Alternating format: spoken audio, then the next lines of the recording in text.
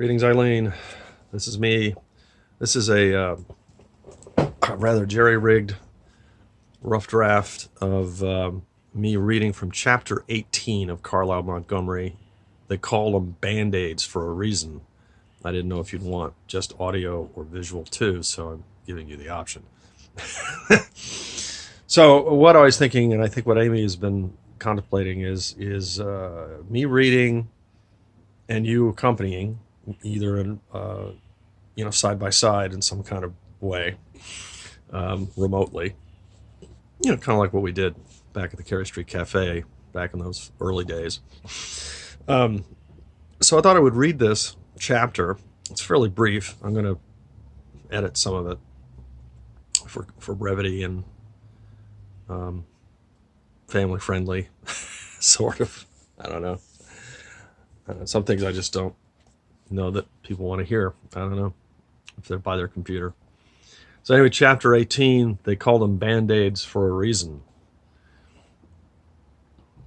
Everything made for a hassle and took longer than expected.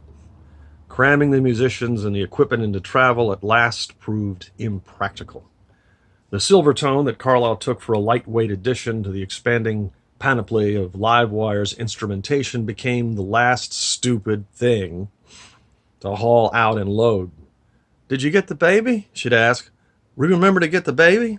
When travel was packed and a Livewire realized that our little organ remained in the venue, maybe even still plugged in, the group effort to remember it almost always failed.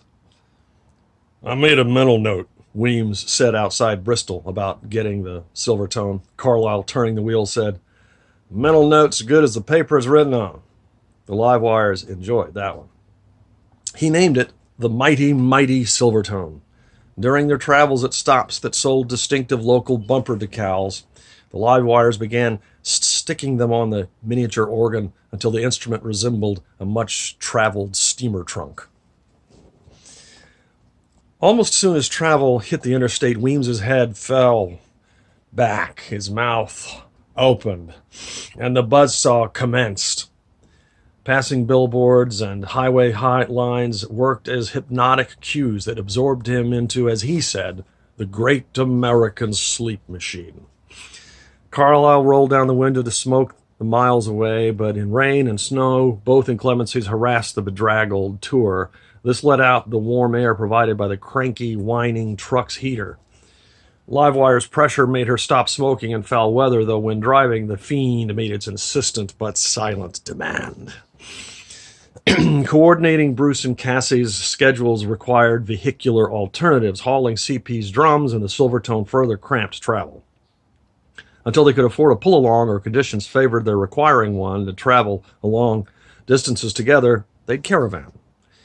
They used walkie-talkies to communicate, cheaper than phones. Travel tended to carry Carlisle, Laurel, and CP and the bulk of the equipment. Weems lay in the back seat of Bruce's Toyota to saw away at the air. Bruce turned up the music that pleased him, and the volume never bothered Weems. The rollout around the holidays of Scott's Edition seemed more of a good idea when hatched in the coziness of David and Danae's apartment. Danae's teaching and gallery schedule impeded getting out of town. David Eckenrode's resources made her working unnecessary for most reasons people needed to, but her constitution did not suit sitting at home and ordering out of catalogs. Still, some nights, when the gig didn't perk, Carlisle wanted one or the other of them in the wretched motel room. She'd wake up to see between her legs the crossed eyes of Jerry, the purple Giraffosaurus of her girlhood. The Livewire's name didn't attract much recognition beyond Central Virginia, or even a few blocks between Carytown and Chaco and Richmond, which meant giving their small audiences an evening to talk about the next day. Carlisle, her height, flaming hair, and 9 fingers that back in school made mean boys point and crew girls laugh, now gave her selling points. And true to their promise in their titular song, the Livewires blew the roof off any dingy bar that booked them. But if the Livewires wanted Bruce Moody's second guitar, the distant venues of Charleston, South Carolina, or Athens, Georgia remained tantalizingly beyond reach. Bruce's answer to this, the recovering bass player, Cassie Sorensen, expressed interest in their music and admired Carlisle's styles, but she cared nothing for touring again. Carlisle asked Buddy Escher, whom she loved like an older brother, more from desperation than enthusiasm. He accepted without thinking twice.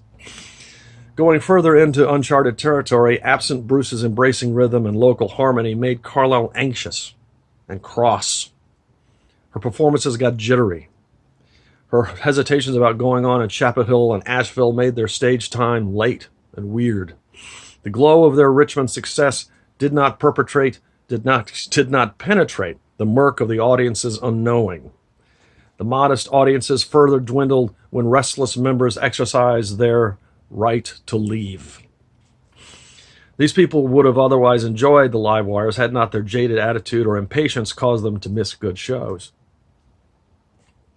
Laurel stood close to tears at these false start gigs, not just because she sensed her friend's extreme discomfort, but the way in which it damaged the live wires. Carlisle's pinching the tiny harmonica at her throat punctured her fingers that she used to play, singing and pulsating in pain. Her voice trembled not always for effect in P-51 Mustang and 3 a.m. to Louisville. Blood smears on the banjo's face or streaking the tailor sent a listener near the stage on a barback running for first aid. Ouch, she'd wince, wrapping the fingertips like a hurt ball player. So that's what's causing all the gore up. Okay, so that's what's causing all the gore up here. Much obliged to my nurse. They called them Band-Aids for a reason. Pausing to finish then, you single? Girl or boy, age made no difference. A sly smile completed the routine and for the most part drew laughter and clapping. The moody phone rang at indecent deep night hours. Alicia thrust the receiver at Bruce. You might remind your girlfriend that you have a wife, 2 children, and a baby girl that with the rest of us we've got to sleep. When he threw off the covers to take the call, Alicia did not stop. We don't need her calling sloppy drunk. Carlisle mumbled into a payphone near Fayetteville. Bruce, this sucks big old donkey dicks without you, man. How was the show? He used the heel of his hand to rub a sleep-cemented eye. Sometimes during these late-night calls, she came across as a weepy little girl. Hearing her in such a state unnerved Bruce, who didn't think of her as getting upset by the vagaries of the road. Other times, depending on the number of cigarettes and shots of Jack, her voice rattled in the receiver like road gravel. Neither of them sounded like the Carlisle he knew and respected. I think Abysmal covers it like a quilt, she'd say. We actually stopped and started Rough Diamond twice, and we kind of got lost in the middle of another killing. Can you imagine that? How fucked up that is. And she'd go through the foul-ups and technical glitches, the customary rudeness of crowds, the lousy weather of slick and icy rain. I'm the one to blame. Me. I'm pointing at myself in the window. That's the one. Stupid girl. People came to gawk at her. Step right up, see the amazing 2-tall girl guitar player. You forgot redheaded. Or 9-fingered. Wait, you're in Fayetteville? Like in our song? Yep. Same. Never been here before. Now I wish we'd kept it that way. He sang the audience participation refrain. I don't think your singer is a girl at all. Oh, they like that one tonight. Rest of them they could have done without. Would have shut up. I mean, I know it's a fucking bar, not some holy thing, but it's damn near sacred to me or as close as it gets. We got 2 dates here. I wish you could be here. I miss you. How's Buddy? He's buddy-rific. You treating him right?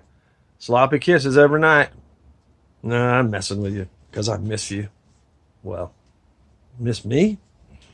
Well, hard to know at this point if I miss being with you in person or not, making my phone ring way past the witching hour and waking up my kids and annoying Mama. You know, if Mama's not happy, I get it.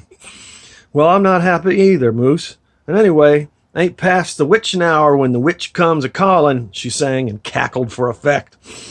And then more and repetitive details. Some no-good boy chasing after Laurel, fixing whatever needed fixing on travel because something on travel always needed fixing. Then Carlisle returned to missing him and how she loved him. He'd say, if you really loved me, you wouldn't call here at these ungodly hours. You don't understand, Brucey. I really love you. You need to get some sack time. No, I want you. I want you here. The phone on her end bumped and popped. Babe's crying, bud. She said, small and distant, I can hear. Call tomorrow at a civilized hour. That's Alicia talking. This is me talking and saying good night. And he'd depress the hang-up pad and get anxious about her calling again. But she didn't. Alicia at last had enough. She first turned down the ringer, but that wasn't enough.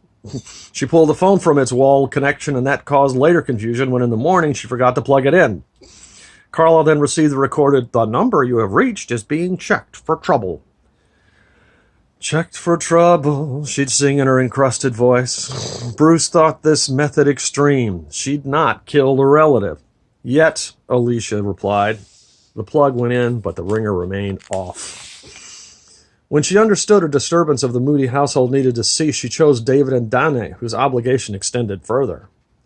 Dane adopted the habit of turning down the ringer's volume, but the noise never disturbed David, who lay on his back sighing, careless through dreams. The man, for his numerous faults, in his sleep didn't steal the covers or moan or talk or snore.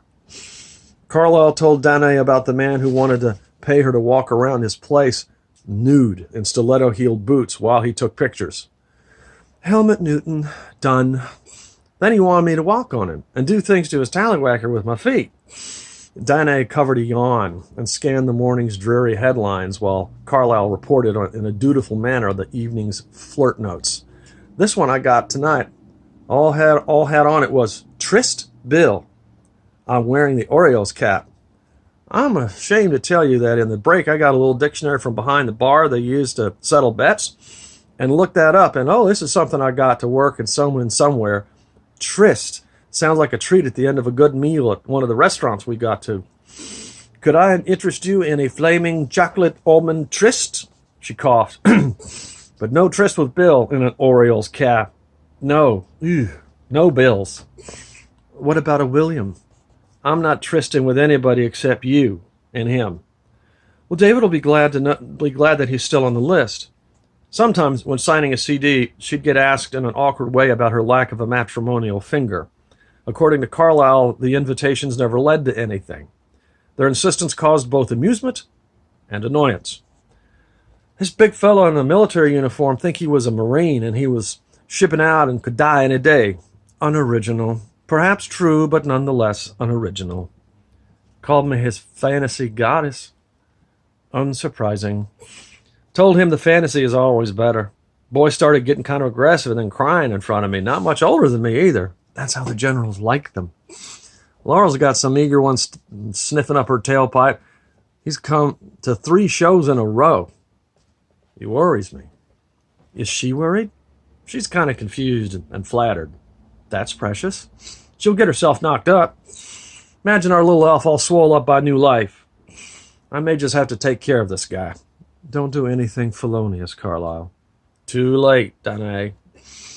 Anything purposefully felonious. Some nights I just want to rip up shit or hurt somebody." David made the first live wire as a typed 2-sided newsletter. The masthead depicted the neck of Carlisle's tailor shooting out jagged bolts. The live wire went to readers mailed or faxed to announce the release of Scott's edition. The one-time subscription of $20 gave the fan a "get a t-shirt and meet the band after a show in your town" deal. That went better than expected during the first few weeks, garnering 250 subscribers. The best-selling shirt, 100% cotton, featured the line from the live wires, "Your singer is not a girl at all," front, "because she's too damn tall," back, and Carlisle in silhouette twisting, holding the guitar. Fans discovered how to pull the shirt back and forth to animate her in a jerky dance. Second most popular live wire shirt, a group portrait on the back and the electric waving logos on front. The backside image tended to fade after a few washings, and that caused replacement by an energetic line drawing. The rhythm guitarist represented was Bruce Moody, not Buddy Usher. Carlisle wore hers with the actual photographs and Bruce at her side until the image went part ghost and part absent, and the shirt fit only for sleeping in. So that's chapter 18, which is 14 minutes. So that's under 20. And by the time I would explain, have to set it up a little, explain who the primary players are, and you, and talk about you, that's almost probably at least 20 minutes, probably closer to 30. So anyway, that's the kind of thing I'm thinking about. Talk to you soon.